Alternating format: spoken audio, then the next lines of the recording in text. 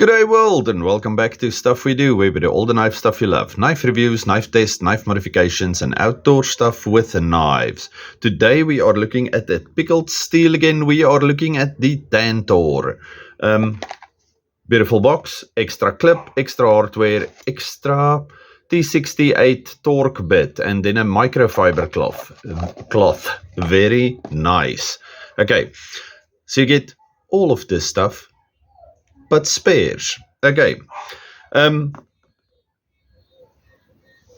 really like this knife. Okay, and there's one mystery. I'll show you the mystery. That's kind of a bad thing, but it's a wonderful knife. Okay, so first thing, G10, beautiful. Look at the red and black. Well, what do we call this? Black with red inlays, I suppose. Beautiful milling on it, beautiful texture, beautiful flat pivot. And then on the other side, we have the business end of the pivot with a beautiful G10 again. Wonderful pocket clip, nice and open, nicely recessed screws, black G10 at the back. This thing looks like a sports car, but look at the blade. I keep saying I don't like Tanto blades, but then every time I get a Tanto or buy a Tanto, I like it. Okay, so actually I quite like this shape. There we have the pickled steel logo. Over here we have 14C28N Tantor. Okay, so 14C28N, fantastic budget steel, one of my favorites. Now, we do have this wonderful thumbnail over here, but it is hidden inside. But you would not, well, I'm not complaining because look at the form of this thing. Very nice, very slim. Fits your pocket like a dream. Okay, let's quickly see sizes on these Torx bits. T8. And then I suppose that will be T6. Yes, T6, same as the pocket clip hardware. Somebody asked me about these things. This is the Kershaw. I can't remember the thing, but it's a Kershaw bit driver. I have a video on it. You can go check that. And then this one is the CRKT. Both of them are loaded with all the Torx bits you can use, but it's easier to have a 6 and 8 separately, and then you can just swap drivers instead of swapping bits. Okay, shape on this thing. This thing is marvelously sharp. Let me just grab a piece of very old paper over here. Okay, marvelously sharp, even the little tip, if I can show you that, because it's a bit unruly to just work with the little tip. Okay, so even the tip is quite sharp. Now, if we look at the grind on this thing, it's like a very, what are we going to call that? Shallow saber grind. It almost looks like a Scandi grind, but we can see the secondary bevel there at the bottom. Wonderful, and the tip on this thing is a razor. It's a needle tip little knife. Okay, so Tantos were made to pierce armor. I'm sure you can pierce some armor with this thing. Okay, American style Tanto, because the Japanese ones have a curve instead of the abrupt angles. You can't even see my hands when I'm doing my little movements over here. Okay, great materials, great knife, great everything. Action on this thing. Nice, it sucks back in, flies out. Very nice. Okay, and if you half-heartedly flap it in there, it will go. And then I know some people say, why don't you just close it? Yes, you can do that too. Okay, detent is not super sharp, super crisp or hard, so you can fail it. Okay, but you won't fail it if you try to open it normally. Okay, now, oh, look at that. There's ants falling from my roof. Oh, it's that time of year again. I don't know why. It's winter. They're supposed to, well, it's almost winter. Go home, little ants. Okay. Now you're going to keep watching the ants, right? Running around here, doing their little ant things. Look, that one's carrying an egg or something. Okay. Now the one thing. This guy got me a few times. If it's in your pocket like this, and you put your hand in there to take it out. I don't know why, but for some other reason, for a few times, I got these, can you see that? It's like little paper cuts on my finger, and I could not for the life of me figure out where that was coming from. But it's the tip. It's quite shallow in there, and then when you put your finger in there, my fat finger meat here on the side goes in there, and then this thing grabs you. You see, it's quite close to the edge there. So just be aware of that. Okay, now that I know, you can see no more fresh cuts, because now I know, take things on that side and take the thing deliberately. Don't slide your hand in there. Okay, so just a little side note. But the shape of this thing, the size of this thing, the weight of this thing, the feel of this in your hand is fantastic. Okay, so if you're a bit more of a man than me, or you have fatter fingers or thinner fingers, I don't know, then there should be no problems at all. Okay, but still, love it. Okay, let's do a quick size comparison. The link will be in the description if you want to go check out the specific specs on this thing. But here it is compared to, what's that thing? Paramilitary 2. So it's a bit shorter at the front, a bit shorter at the back. Can you see? Can you see? Okay, so if you have a PM2, you should know what size it is. Actually, I was playing with this one and with the Viper, and they are exactly the same length, blade and handle. So if you know what the Viper looks like, it's exactly like that. Yes, now I'm going to add some footage from last weekend.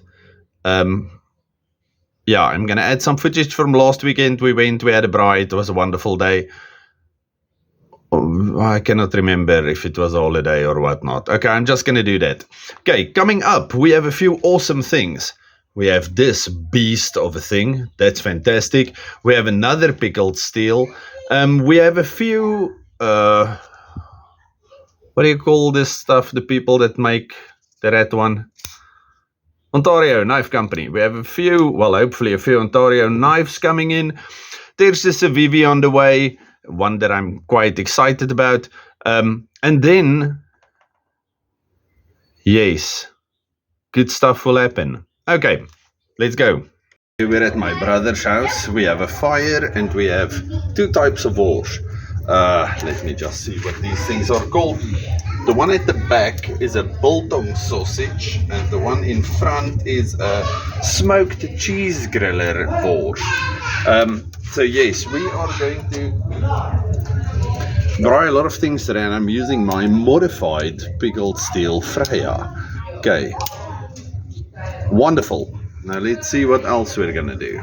This is like an hors d'oeuvre before the food. Delicious Pop Tart. If you don't know what that is, then Google it.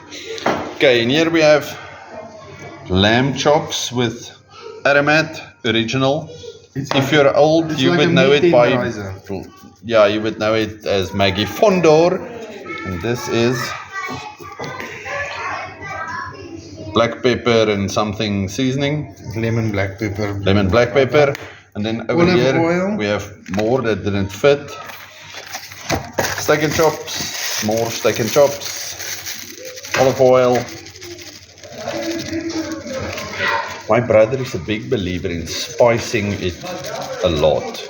To the bone. To the bone. Okay, and then he must still do my pork chops also, because we do not have lamb money. We only have pork chop money. Okay, so this is the Pop Tart. It's like a Pop Tart. Okay, so the second layer of these guys are done. Now, brother, do something to my porky deliciousness. That looks good. So we're gonna do Worcester sauce, or I don't know, some Worcestershire sauce. Yeah, some people like saying it like that. But Worcester sauce if you live in South Africa. Or in Worcester. Or in Worcester.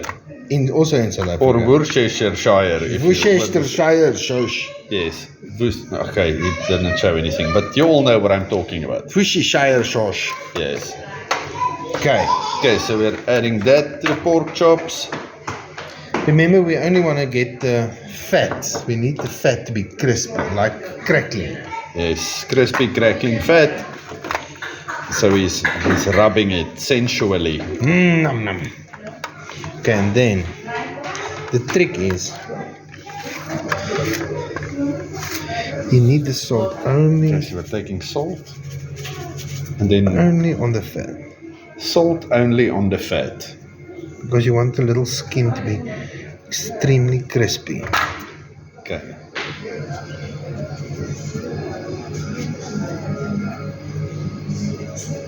Otherwise it's gonna draw, it's gonna, what's it? Draw The out. fizzy. The fizzy. Yes, it's going to draw out all of your moisture. But don't believe him, because I can see salt touching other parts also. But apparently We're still braaiing. we're still doing frying. the operation. So we're not doing an operation. Okay. I'll show you when we throw these things on the fire again. Okay. So the lamb chops are on. We're just moving a bit more coals from there to there. Delicious. Okay, first then done on these guys. They are looking wonderful. And then the pork chops are in their little sidewards home. Okay, delicious. This is raw honey, English mustard powder, some weird mustard we had available, and a pinch of cayenne pepper. Okay, and this is going to go onto the pork chops now. Yes. Okay, so there the pork chops are lying on their sides. They have not been rubbed with their special mix, but everything got steak and chops again. And the lamb chops are nice and crispy. Delicious. Okay, so it looks like he's coating the bottom of a pan with the goodness, and then taking the tongs. Okay, we're waiting for the tongs, and then he's dropping the tongs, but that's fine. Oh, and then he's putting it in there. Oh, so we're gonna just coat it. Do you see the crispy skin? Oh, that's delicious. Okay, so then they get coated with that magicalness I showed you earlier. Oh, that looks fantastic. Okay, I'll bring you back when we're done. Okay, the fire is mad, last turn, so it's gonna go off now. Delicious. Okay, the braai is done, so it's eating time. So in here we have pap with all kinds of magicalness. Then we have pork chops, lamb chops, whatever this is. Salad. They call it salad. And then, yes, and that's it. Okay, and this is a quick little side note. I don't know, I'll show you if I can find video of him trying this before. But trying to grind a blade on a milling machine when you don't know what you are doing. Yes, didn't work out too good this time. Okay, if you made it till the end of this video, you are my new favorite. All of you, stay safe, happy, have a good one. Goodbye.